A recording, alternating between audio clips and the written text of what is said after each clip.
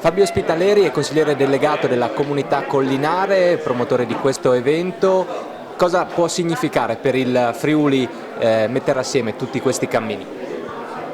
Allora, il Friuli è una terra di straordinarie risorse in termini di persone, associazioni, gruppi volontari, autorità comuni che lavorano sul tema dei cammini, sul tema del turismo lento, che è una modalità antica come l'uomo di spostarsi, ma anche un approccio moderno al turismo e alla variegazione dell'offerta turistica.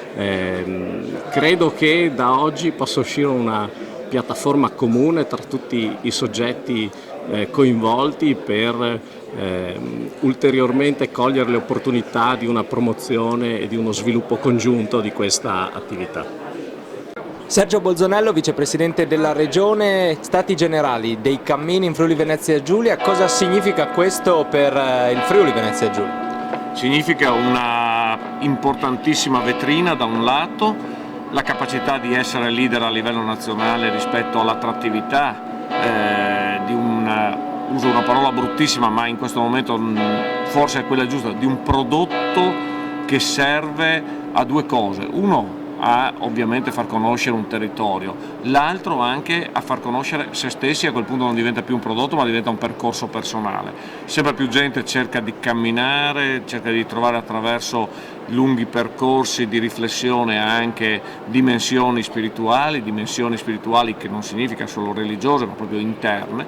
Dall'altra parte significa anche una grandissima opportunità per alcuni territori. Il Friuli Venezia Giulia è un straordinario crocevia di strade, di popoli, la capacità di mettere assieme molte cose, e quindi i percorsi, i cammini diventano per noi fondamentali anche in un progetto di turismo da una parte lento ma anche molto molto significativo dal punto di vista numerico.